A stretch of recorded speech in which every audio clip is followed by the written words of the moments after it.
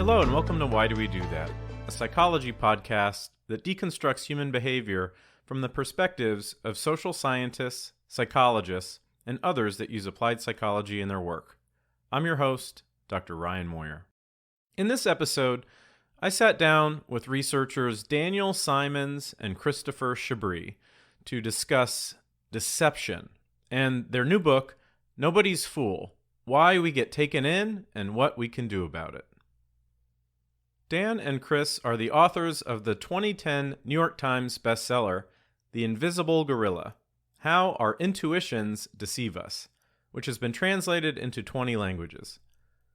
They have collaborated on research for more than 25 years, and they jointly received the 2004 Ig Nobel Prize, given for research that first makes you laugh and then makes you think.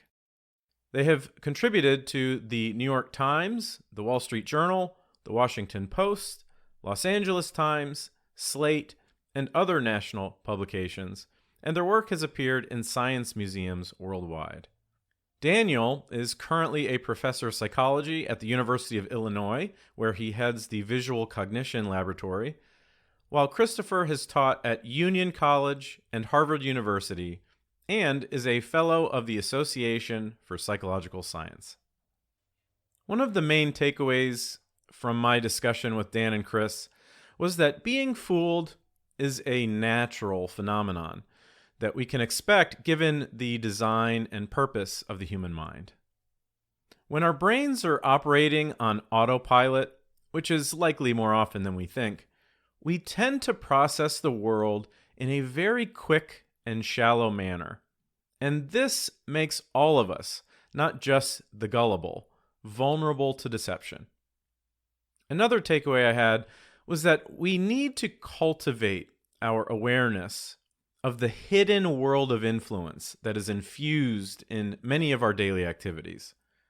Whether we're browsing articles on the internet or out shopping for a new car, there are so many ways that we are being targeted or nudged to elicit a certain outcome. By learning to slow down our thinking and increase our skepticism, we can become better consumers of information and reduce the likelihood of falling prey to the various types of scams and cons that try to exploit our default thinking patterns. If you're the type of person that thinks they could never be fooled, I hope you listen to this episode with an open mind and consider that confidence may be covering up some blind spots in your judgment. Enjoy. Okay, today I am joined by Daniel Simons as well as Christopher Chabris. Thank you both for being on the show today. Thanks for having us on. Yeah, it's great to be on. So you guys are the authors of a new book called Nobody's Fool: Why We Get Taken In and What We Can Do About It. So the book is about primarily deception. As soon as I really enjoyed reading it, as soon as I got into that first chapter, I was reminded of a quote by one of my previous guests, Brian Brushwood, who's a magician and author. And he said, cons don't fool us because we're stupid. They fool us because we're human. And your book sort of addresses this idea in a great deal of depth. So we're going to get into some of these large-scale examples of scams and cons and fraud. But why don't we start by having you talk a little bit about some situations that the average person might encounter during a typical day where they might be the victim of deception, or where these spots are on a typical day where you might experience someone trying to fool you. That's an interesting question. I think the first thing to keep in mind is that we're not going to be aware of the times we've often been deceived on a minor way, right? So if we get fooled and we end up spending a little more than we were supposed to if you're checking out from the grocery store and the price that scans is different than the one that was on the shelf, the vast majority of time we'll never notice that, right? And we won't be aware of having been deceived in a minor way, right? Grand cons of the sort that you see in the movies and in, podcast series and Netflix shows, those are pretty rare, right? And most of us are never going to be a victim of a giant con, right? Ocean's 11 doesn't happen in day-to-day life. So they're really entertaining sorts of things to watch, but they're not necessarily so informative about our day-to-day experiences. We can get deceived in all kinds of contexts, right? You can have somebody deceive you about something you're trying to buy or something you're going to invest in, or if you like going to magic shows, you're paying to be deceived by professionals. So there are lots of contexts in which we're deceived a lot, and many of them just don't matter that much, which is, I think, a really important thing to keep in mind, is that most of the time we're not being deceived. It's only in those rare cases when it actually really matters in a consequential way that we should be paying much more attention. I think there are a lot of little things that happen that we don't even realize are actually deceptions every day, right? So, on Twitter, you'll see a lot of tweets, that trying to convince you of something that they don't have any evidence for, or they might even know is false. And you might get a call, offering to extend your car warranty, or sort of pretending maybe to be your car dealer or the person who sold you the car, saying, hey, your warranty has expired, you need to call to do this. And in fact, it's a totally third-party company trying to get you to probably overpay for some warranty you don't need. There's the ubiquitous phishing emails telling us we need to, reset our password, or, so there's actually a lot of little cons floating by us, I think, all the time. We may not even notice them sometimes because we really, our spam filter catches, a bunch of them, right? But also, we're not really the kind of people who respond to those sort of things. They're aimed at other people, like people who don't read emails closely, who don't, or they're things we don't actually recognize as attempts to deceive us or misinform us. So a lot of what people share on social media is stuff that is actually misinformation, and they don't even realize that it's misinformation. They shared it because they believed it and it sounded nice to them, and then they shared it with their friends, and and so on. But of course, none of that is Ocean's 11 either. Like, Dan's completely right. Like, the grand cons, we can learn a lot from them, but they probably aren't like, people are not robbing my vault below my casino like every day, So they're in I think the way we look at it is like, we can analyze these big audacious scams in order to figure out, a lot of things about how these scams work that are actually useful for other, for other purposes, avoiding being deceived in other ways. And deception is broader than just the grand con, right? So the grand con, you have somebody who's deliberately trying to target marks and take them in, right? But when you share something on social media because it sounds right to you, you're actually deceiving other people, right? You don't know you're doing it. You're not trying to fool them. You're passing along something that you think is right. But if it's not true, then you're actually contributing to deception. You're not conning anybody. You're not trying to bilk them, but you're still deceiving in a way. Let's stay on this idea of social media for a moment and consuming news. I wonder if there is a difference between being fooled versus, sort of a denial. And if you would draw that distinction, I start thinking of sort of the teams, the political teams that form, and let's just take, for example, Trump or Elon Musk. These are public figures that have massive followings, and oftentimes you'll see people on the other side of the political spectrum addressing supporters of these figures and saying, you guys are being duped, right? These people don't mean what they say. You're being fooled. They're accusing the supporters of being fooled. But I often feel like there's a fundamental difference between, finding out someone conned you out of money, where you're going to be really angry that someone conned you out of money, versus finding out that someone you support was a little deceptive. It almost feels like your first instinct isn't to be angry, it's to sort of sweep it under the rug, right?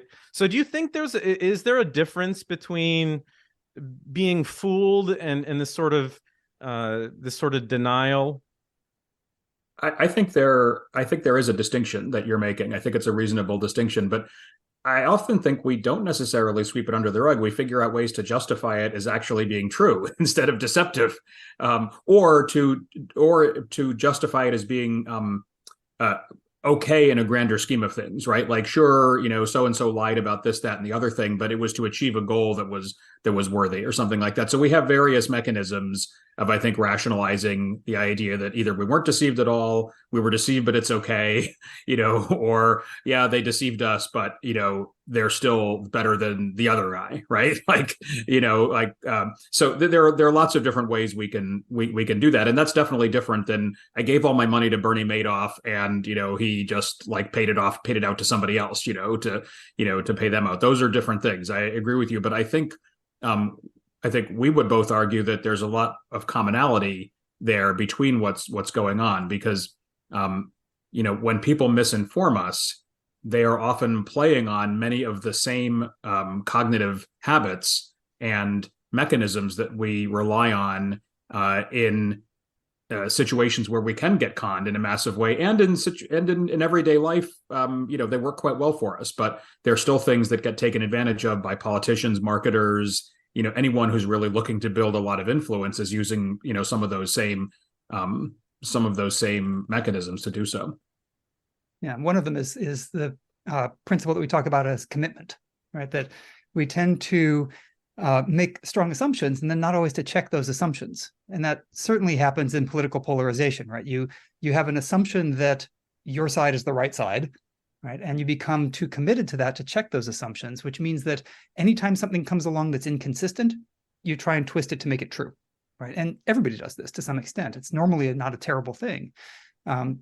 But if you start with an assumption that's fundamentally flawed, you can end up in bizarre places, right? That's often how sort of cult sorts of systems work, right? They get you to commit to something being true. And then once you've committed to that, you can progressively commit to more and more absurd things because you've started with this unquestionable assumption. Right? Yeah. Could you talk a little bit about, you mentioned sort of cult thinking, and there's this super interesting pattern that tends to occur when sort of these doomsday scenarios play out and the date passes. One would argue it's counterintuitive to most people. Could you talk a little bit about what we've seen from the evidence of these like doomsday cults and what happens when the predictions don't come true? Well, there's the famous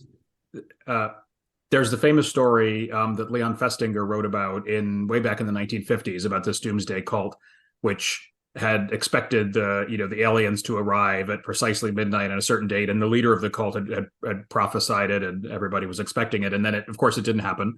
There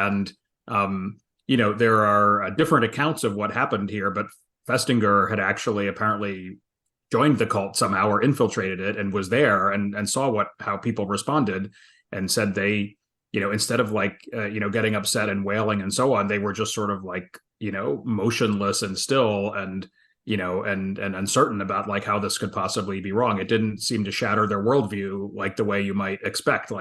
It's easy to make a prediction and have it, not be satisfied and then just go on, go on with life.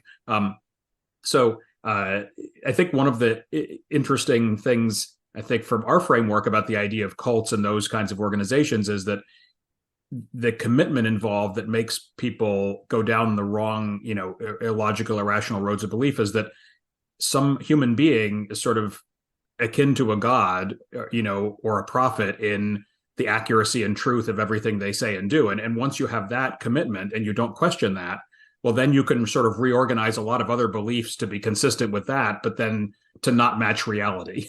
Right. So in one example, an economist actually studied a cult and its members and got them to participate in an economic game where they would be offered, a certain amount of money now, or you could wait, let's say, 4 weeks and get a lot more.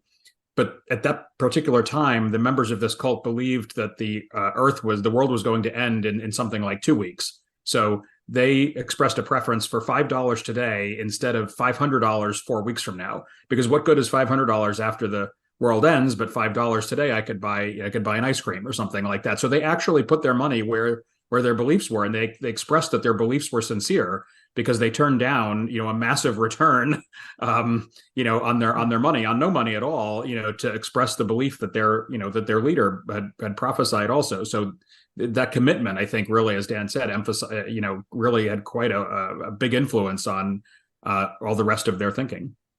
From the outside, their actions look kind of completely irrational and hard to believe. Why would somebody ever think to do that? But they can be completely internally consistent given that commitment, right? Once you've made that commitment, the logic all kind of can be twisted around to follow, even though from the outside, nobody would make those same sorts of decisions because it just doesn't seem to make sense if you don't have that commitment. It's the same. Here's a more kind of less sinister style of commitment that leads to weird beliefs. You might have heard of the Mandela effect.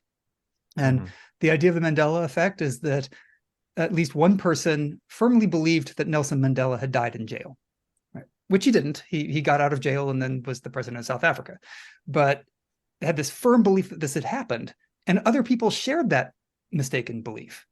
And the strong commitment was, if I remember it this way, that must be what's happened. And if you hold on to that too strongly, you have to figure out why it is that everybody else believes something else. Right? And you can come to the conclusion that, well, I'm right, therefore the timeline must have split at some point and people have been erasing the wrong, the other history, the one that I know is true. And it leads to these bizarre beliefs about the world, like that Nelson Mandela died when he didn't, or that, Wyoming doesn't exist, right, is another one of these sort of Mandela effect style beliefs. But it all comes down to, once you have that firm, unquestioned commitment, you have to make other things consistent with it in a rational way. And that leads to a whole worldview that can be completely nutty from the outside. Yeah, it makes me think of the word identity in the sense that if you look at beliefs on a spectrum where on one end you have a super unimportant belief, that doesn't, there's not a lot of fighting or clinging to that because the commitment is minimal, versus something that is tied to your identity, who you are.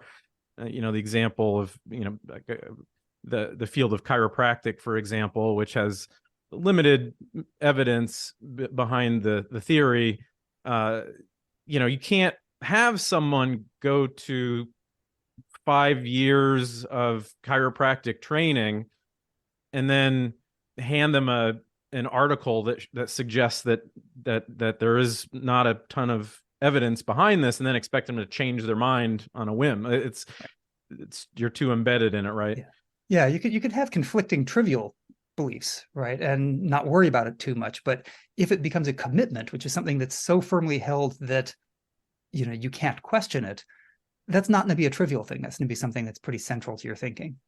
Or you can even have conflicting, somewhat non-trivial beliefs, but as long as they never conflict with each other, they're okay, right? They're incompatible in a sense. Like you might believe, the earth was formed a few thousand years ago by God, but you can also engage completely in science, that sort of doesn't include that as one of its axioms, because you never really ever have to reconcile those. You can be productive in both realms without reconciling those. It's when the reconciliation has to happen that really weird things can happen. And your identity can be so bound up in one thing that it does interfere with all the rest. And logically evaluating evidence is often one of those things that sort of has to fall by the wayside, right? When you have one of those kinds of identity-based commitments, because you have to sort of push away the evidence that conflicts with your membership in that identity group.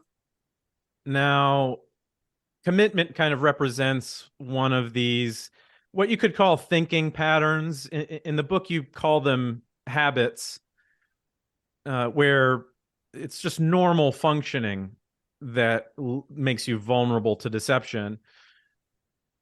You also talk about attention and memory and how those concepts can contribute to believing in deception. It's interesting because, as soon as you start looking at these topics, it's clear that if you understand how these ideas are intended to work in human brains, then it starts to make sense how you can be fooled using them. Could you talk a little bit about memory and attention and how those contribute to deception? Sure. I mean, in this book, we talk about what we call the habit of focus, and I think that's probably the closest to this principle. The idea of focus, again, it's usually something that we really need to do. We need to be able to zero in on the information we have to be efficient in how we make decisions. It usually works quite well.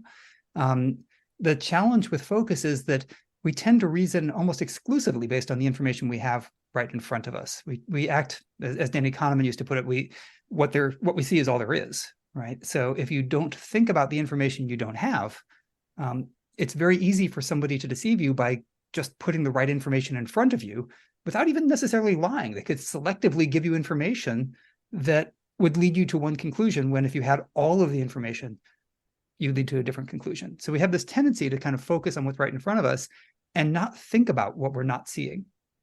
And the analogy in kind of our earlier work that we wrote about in our previous book was the idea of inattentional blindness. So if you're really focused on one thing, you often will not notice something unexpected that happens there.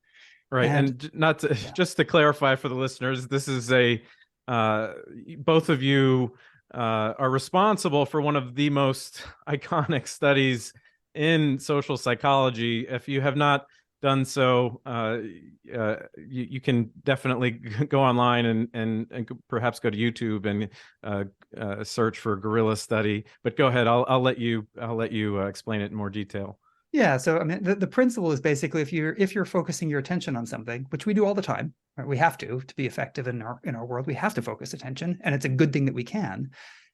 Just a side consequence of that is, and we sometimes won't notice something that's unexpected, and because of that consequence, we're often going to be unaware of things we've missed. So if I were to show you that original video, or you can go show it to a friend, if they don't happen to see the unexpected things happening, right, and we never ask about them, they'll continue to go through life assuming that, of course, they would see something that obvious, right? We're not aware of the things we haven't seen. So focus is kind of the broadening of that principle to our tendency to not think about the information we don't have right in front of us. And if we don't think about it, sometimes that information is what we actually need to make a good decision.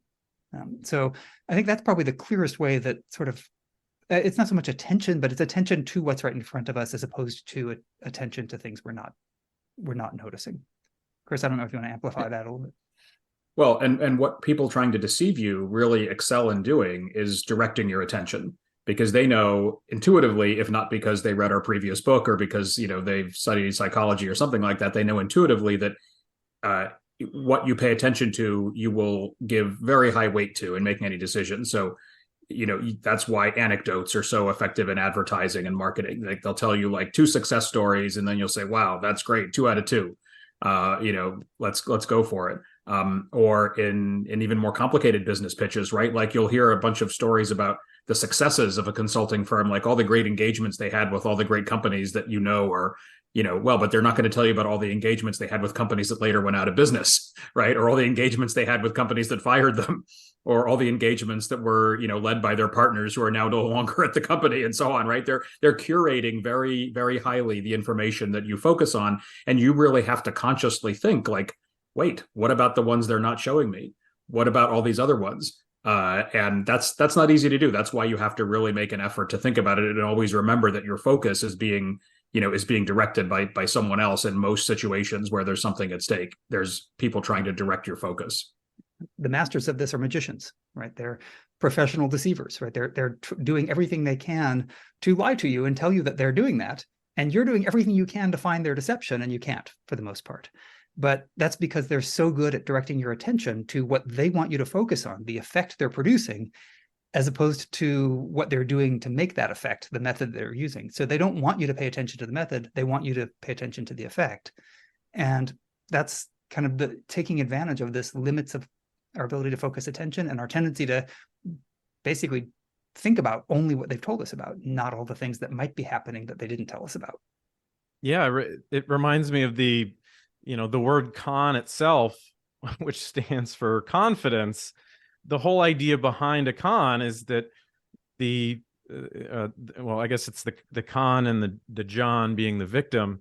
It's giving confidence to the victim that they understand what's going on. And I'm interested in this idea that it feels that the idea of stories actually contributes to being fooled, in the sense that we rely on them so much to understand new data, new occurrences. And I wonder if you think that we need to sort of step back and reevaluate how often we use stories to understand the world, if that is actually a negative force in many ways. Yeah, it's got its pros and its cons, right? I mean, one, so to speak, its cons. um,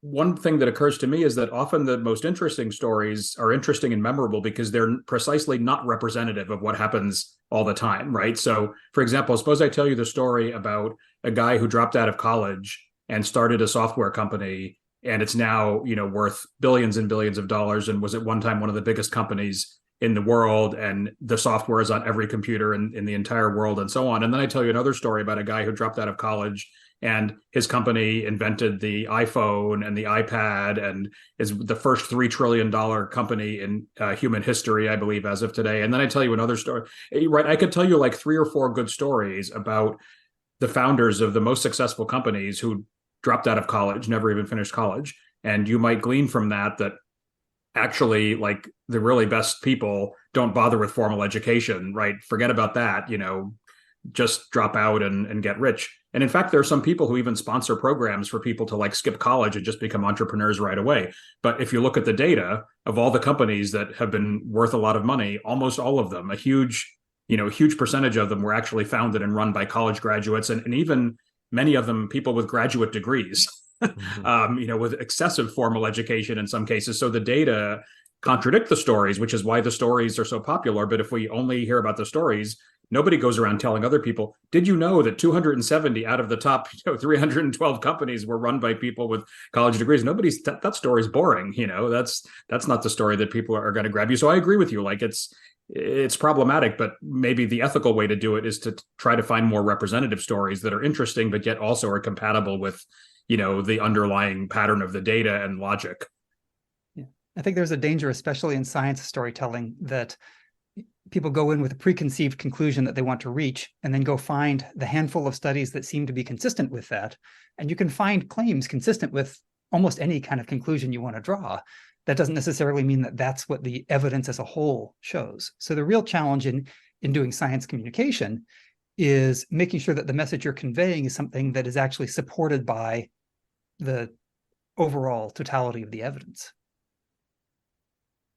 Now, this is a nice segue into another topic that you discuss in the book a lot, which is motivated reasoning. So, mentioning, clinging to these, well, you mentioned a couple stories about people succeeding without college. According to what we know about motivated reasoning, individuals that are sort of following that path might be more likely to bring up that story in the first place. They might, more easily access that story versus all of the other, counter examples. And you mentioned that this motivated reasoning also can cause people to evaluate evidence differently based on whether it's for or against something that we were already thinking. Could you talk a little bit about that evidence that demonstrates that we are more critical when we evaluate others' views?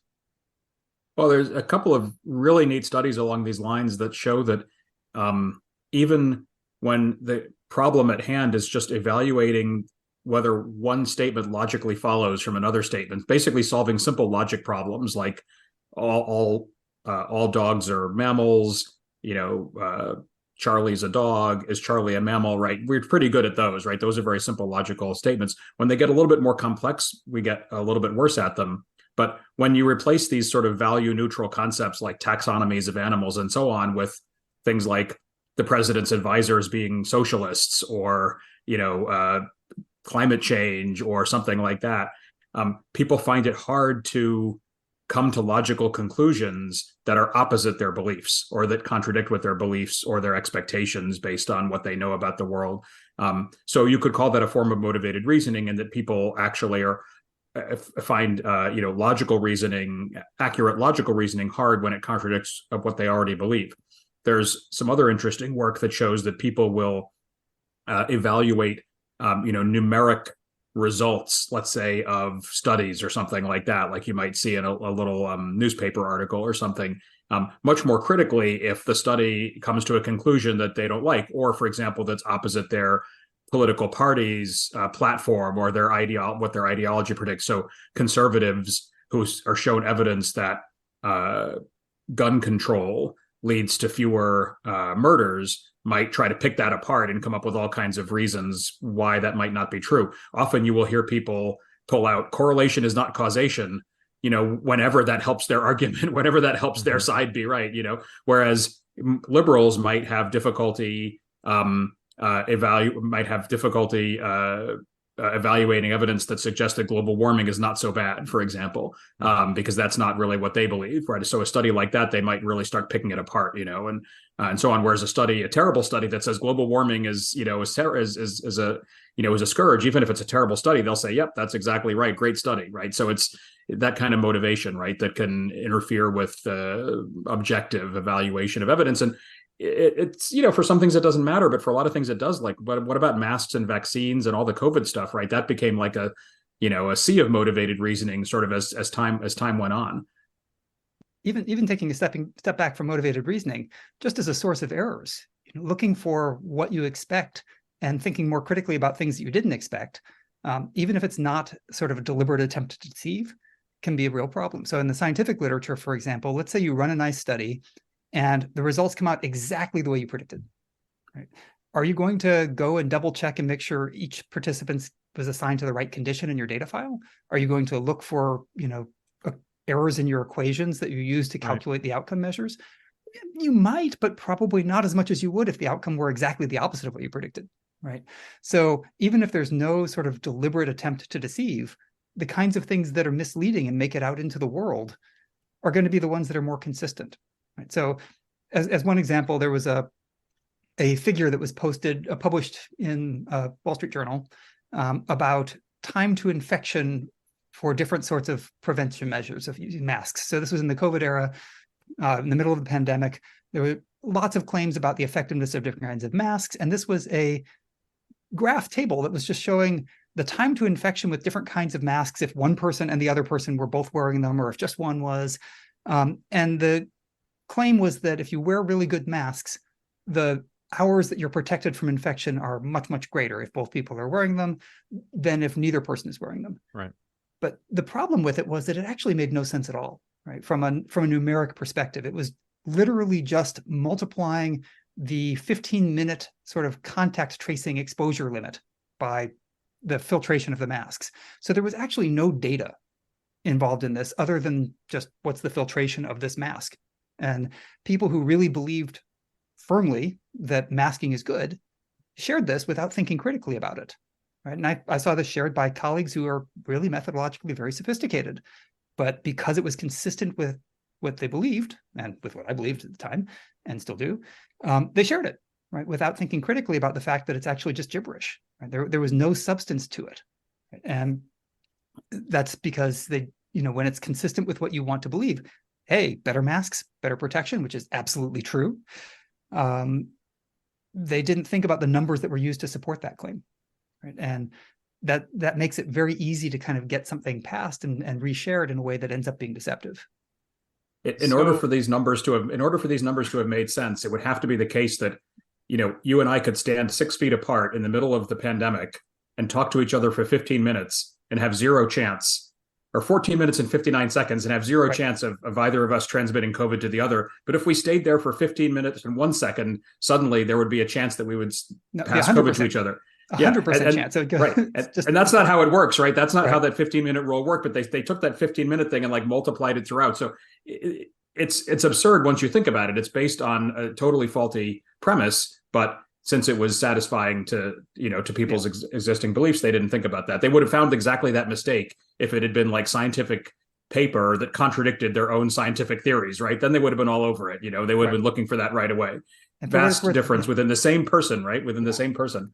Yeah. So people are rational about these sorts of things. It's just they're not as critical when it is consistent with their views. The 15-minute thing, by the way, was just the time limit that the CDC and other organizations set for how much exposure you'd need before doing contact tracing.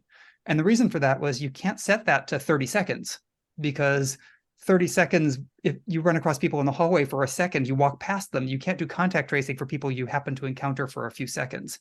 But if you talk to somebody or are in the room with them for 15 minutes, you have a chance of being able to track it down. So it's a completely arbitrary, non-biological principle. It's a convenience thing. There was nothing about infection at all, but it got turned into this hours of protection metric, which didn't actually make any sense. Now, these stories kind of relate to something that you talk a lot about in the book, which is how people interpret numbers, how people interpret statistics, and how there is sort of, it's very easy to be deceived when you interpret or when you present statistics. Those stories make me extremely, extremely skeptical around this idea of we need to empower people, the average person, to be better understanders of numbers. And what I mean by that is, if I'm worried that by sort of convincing the average person that if I hand you a book on statistics, for example, statistics for the average person, and you read that book, what I'm worried about is that now by reading that book, you feel empowered that you can understand any scientific paper that comes across your lap. It's kind of like the same example would be what happens in medicine with Google. If you empower people to take health into their own hands, that now they go on WebMD, they do some research. Now I can talk to my doctor and have a 50-50 conversation. I don't know if you share that same skepticism around this idea of handing people a little bit of training in numbers and statistics and having positive expectations. Do you share that skepticism, or do you think it's a positive force? We need to be doing it. Well, you have to remember you're talking to two professors here, so getting us to say that teaching people things is bad might be a hard sell. However, I do have some sympathy with your point. I don't think it's made worse by giving people more books about statistics. I think it's sort of an inherent tendency to think that, if we understand enough about math, we can analyze numbers. If we understand enough about statistics, we can analyze numbers, and people will put that to use, with whatever training they have, whether it came from, an additional book or something like that. The example that comes to mind is there was a recent scandal about possible cheating in the world of chess. A player was accused of having cheated in a game against the world champion, and then people started looking at his previous games and downloading games from internet databases and running them through computer algorithms and counting up the number of this, that, and the other thing. And you could construct any number of arguments to make whatever case you wanted. So if you believed that he was cheating, you could find stuff in the data to support that. If you believed he wasn't cheating, you could find some stuff to support that. And there was a lot of bad analysis going on and so on. But I wouldn't blame that on teaching people about statistics or giving them more books about, how to think about numbers and so on. I do tend to believe that those are good things. I think what people need is more humility about the amount of knowledge they've actually acquired. Like, the problem is not that they're acquiring knowledge. The problem is that they don't know how much knowledge they've acquired and how much they have yet to learn, right? Like a moment's pause might lead you to believe that a statistics professor does like 6 years of statistics training to get a PhD, not one book. So there's farther you can go, to really understand what's going on. You have some benefit from what you learn, but you're not the expert yet. I think that's what people really need to know, is like the meta knowledge about what their own knowledge really amounts to. And I'd like to amplify that as well. I'm not sure that handing people statistics books is necessarily going to solve any of these problems, right? There are plenty of statistically very savvy people who make really bad mistakes when it's consistent with what they want to believe, right? So having a PhD in statistics doesn't guarantee that you're not going to make silly claims, right? The really interesting thing here is when we don't realize when we're being critical and when we're not, right? So we tend to think we're being very insightful and critical in supporting our own beliefs, when that means being able to very effectively tear down somebody else's arguments that we disagree with. And people are good at that, right? So even if they don't have statistical training, if you give somebody evidence that contradicts them, they can dig in, right? And if you give evidence that is consistent, they don't tend to, right? So in the example Chris just gave of the chess cheating, like, yeah, if you thought the guy is a cheater, you'll be able to do some pretty clever things. Even if you don't have any statistical training at all, you could probably dig in and try and think of the reasons why you're suspicious of him. You'll find evidence, you'll gather it all up, and you won't think about the evidence that is exonerating, right? So that's the bigger issue, is that we don't tend to apply whatever critical faculties we have, whether they're expert or novice, we don't tend to apply them to things that we agree with. We tend to apply them to things we disagree with. So it can lead to problems in healthcare and things like that when people think that they understand something at a deep level and don't recognize they lack expertise. That happened a ton in the early days of COVID, when you had people who really had no idea what they were doing, posting their takes, and there were plenty of hot takes that were not based on real science or evidence, but they didn't know how to think critically. Maybe your beef is more with critical thinking training. Maybe there needs to be more self-critical thinking training or something like that, so that people apply the same level of criticism, or try to at least, right, to their own side as well as to the other side. Maybe that's the problem, is that critical thinking is like a weapon, a cudgel, as opposed to something for insight. Well, what's interesting is I would agree that it's not necessarily the statistical training that's the issue. It's the confidence that is built up falsely from a little bit of reading, a little, an article here and there, a book here and there. Yeah. And it seems as though people develop that confidence much faster than they get to the point of sort of a formal training in critical thinking. And that's when you get social media now. Any sort of political discussion is sort of laden with this overconfidence in one's ability to critically examine evidence. And it also doesn't feel like, as your book mentions, in the discussion of some of these biases, it's like, well, this is something that everyone else does. Right. It's something that everyone else does. I'm not doing it. I'm explaining to you why you're demonstrating confirmation bias. Right. Yeah. I mean, there's a theme that we talked about in our previous book called the illusion of knowledge, right? Which is that people tend to think from very superficial information that they have a deep understanding. Right? So and it's sometimes referred to as the illusion of explanatory depth. And the idea is, if you ask people if they understand how something works, they'll say, oh yeah, I know how that works. But if you then ask them just one or two more questions, they really have no idea, right? And it can fall apart really quickly. So if you ask people how a toilet works, for example, do you know how a toilet works? And most people say, oh yeah. And then you ask them, okay, what causes the bowl to empty, right? And if it's not right in front of them and they can't play with it, they probably don't know, right? What causes it to refill? How does that happen?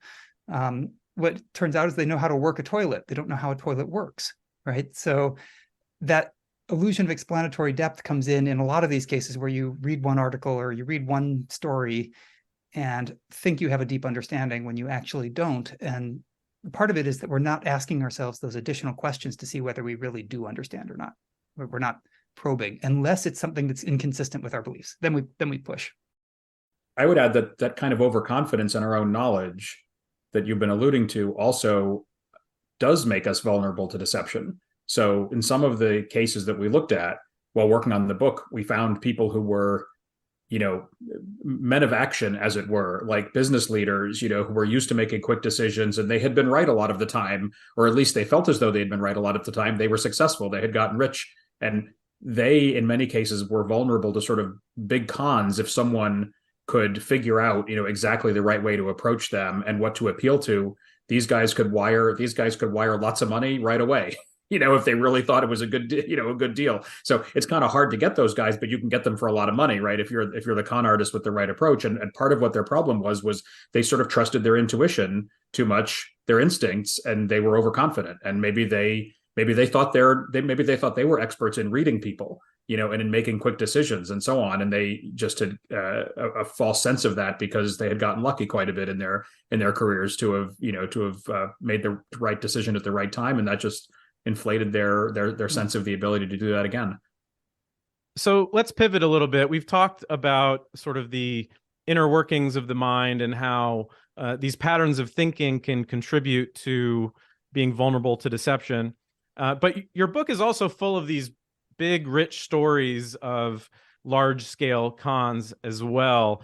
Could either of you give one of your favorite examples, perhaps one that the average person might not be aware of sort of a well-executed large-scale con, and how it might demonstrate some of the principles that you talk about? I think a good example is, and an example I like to work with is the Bernie Madoff example. Now, everybody's heard of Bernie Madoff, so the average person knows about Bernie Madoff. Headline, there's movies about him, but I don't think the average person actually knows how it all worked. They know that he had the world's biggest Ponzi scheme, $65 billion. He went to jail and so on, but how did he actually do that? So that's sort of part of what we try to explain.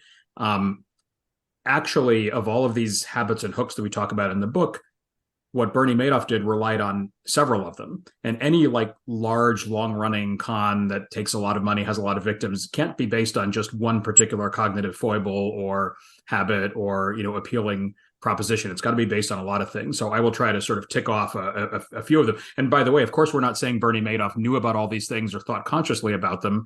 He was just pretty good at finding things that worked and sort of automating them, turning them into a business process, as it were.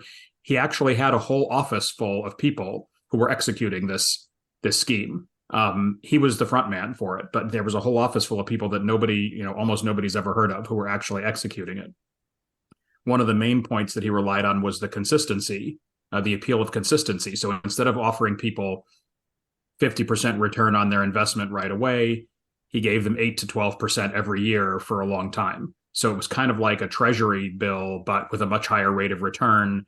Almost, it felt like it was as trustworthy. And familiarity was a key thing there. So we tend to find familiar people, familiar ideas, familiar sources of information more trustworthy and credible. And Bernie Madoff was a well-known name in the finance industry. He'd been around for a long time. He'd been running a legitimate business for decades. He was the chair of the NASDAQ stock market, which was one of the two biggest stock markets in the U.S. And he was well known, especially in Jewish philanthropy circles in New York City and Florida. So a lot of people who invested with him knew of him through those circles or for friends of friends or cousins and so on. So he exploited this familiarity as well. Also, he did take advantage of people's tendency not to ask a lot of questions when the proposition seemed appealing. So we all hear about the victims of Madoff's scam. There were people who he tried to get to invest when he really needed money to pay out people who would, who were already in, to pay out to people who were already in, but they didn't invest. And part of the reason for that was that they took the time to actually ask for some more evidence that he was actually managing this money, that the strategy he was using could do what he said it would do, and they didn't get good answers. They walked away. But a lot of people made decisions much too quickly based on superficial kinds of information. And this is what really sort of floors me sometimes, is that there's definitely a trade-off between overthinking everything and making decisions you need to get through life. But giving all your money or a substantial fraction of your money to a single person to manage is one of those times when you really need to slow down and ask more questions and gather more information and so on. And so many people didn't do it in this case. They just heard about this guy and they wanted to get in, and they were begging for it, basically. And there are others. There are many other examples of habits and hooks that Madoff took advantage of. But that's part of how he was able to keep it running for so long. He really exploited a lot of these different elements that we talk about. You see some of those same elements showing up in other areas like crypto, right? That people really want to get in on it. And they'll invest because they've heard of other people making money on it. And they don't stop to think, do I actually understand how blockchain works? Do I really understand whether this company is actually keeping my money separate from other investments? Or could it actually just be a scam, which a lot of them may be? It's the same sort of principles that we tend to be a little bit, cognitively lazy at times when it actually really matters, and we shouldn't be that efficient if you're taking something that could be a big risk. So one of the things that those investors who walked away from Madoff probably did was said, okay, I don't get a good enough answer here. That means I shouldn't take the chance. They kind of anticipate, at least maybe not formally, but informally, they anticipate what could go really wrong here, right? They think about, if this isn't genuine, I could lose everything, right? And the people who don't invest in crypto without really understanding it probably are thinking that too. It's like, okay, am I sure I know how this works? And if I don't, then maybe I should stay away. Right? Yeah. And, everyone's heard the mantra, if it sounds too good to be true, it probably is. Obviously the hard part is sort of the application, being able in the right state of mind to do that. Why don't we wrap up by talking about, let's step back a little bit, and what are some practical things to keep in mind, to think to yourself, in order to avoid being a victim of some sort of deception? Well, it depends on the kind of deception, but let's talk about this in the context of the big deceptions that we've just been discussing. One thing to think about is to kind of do that sort of pre-mortem, think about what could go really badly wrong here, and then ask questions to see if that's likely, right? So we have this tendency to think, it's socially awkward to ask more questions. Often you don't need to ask much. It's often just one more question, like, could this be a scam? Right? And if it were, what would be the signs? How would I find out? Right? Just that extra step and remaining uncertain a little bit longer can go a long way to making sure you don't fall for something really big. Another thing you can do is have somebody else take a look at it independently. Right? So if you are convinced that this is a great idea, ask somebody who doesn't have any stake in it, right, to take a look at it. And often they'll take a different view of it. They haven't gotten the sales pitch. They might look at it and say, really? And just them kind of doubting you for a moment can sometimes get you to think a little bit more carefully. Another thing to think about is, like, how much investigating should you do, right? So it should probably be calibrated to what's at stake somehow, or perhaps to how much effort someone else would take to scam you if it really was a scam. So in the case of Madoff, coming back to that again, he was getting millions, tens of millions, hundreds of millions from some people, or other funds, other hedge funds and so on. So he might do a lot to convince them that he was really running a legitimate hedge fund. And in fact, he did. He came up with fake computer displays that made it look like he was, that he had money in these various accounts. He printed out fake statements every month for years and years and sent people these printouts and so on. He spent a lot of money. He paid his employees ridiculous salaries to sort of keep them in on it. So he was investing a lot in this. And if you think about how much someone would spend to con you, then you can think about how much more you need to investigate. So one easy way to put this into practice is, instead of accepting only the information that someone else gives you, look for other sources of information, right? Even if, like, look up their phone number online or in some other source and call that phone number instead of the phone number that they left on your voicemail or that they emailed you, right? Because they may be giving you sort of like a Potemkin, version of reality. Like, yes, you call this number and they'll answer it and say, and they'll say Goldman Sachs, but that might not be the real Goldman Sachs. Why don't you look up Goldman Sachs's phone number and call that and see if you can find the same people at the other end of the line? I mean, I picked the name Goldman Sachs at random. I have no idea of any scams involving Goldman Sachs, just to be clear. But, if it were really a high finance scam, right, someone might impersonate Goldman Sachs and try to get you to send money, right? That wouldn't be unheard of. Even a low finance scam. Yeah, even a low finance scam. People, one of the standard phishing stuff is to send you links to change your banking information, right? To adjust your banking information. You click it and then you enter your password and suddenly they have your password and it wasn't actually your bank. It was a spoofed site. So That's just a general principle. Never click on a link in an email and enter your password as a result of it, right? Always just go directly to the site. Never call the number that's given to you in an email from a financial institution if they could take your money. Instead, just look at the back of your card or look up the bank online and call that number. And that's just a simple way to prevent something that could be catastrophic, right? And be careful when you type in the URL, because they'll make up a fake website with misspelled versions of URLs, right? Like, Bank of America, or something like that instead of Bank of America, so you got to be careful on that too. But yeah, you just think about this more, right? The more effort someone would go, to take you in, right? You got to think about these things more. Well, if you want more information about how all sorts of scams, both big, small, and what you can do about them, pick up the book by Daniel Simons and Christopher Chabris. Again, it's called Nobody's Fool: Why We Get Taken In and What We Can Do About It. Thank you, gentlemen, for being on today. I really appreciate it. Thanks for having me on. It was a fun conversation. Yeah, thanks. That was great.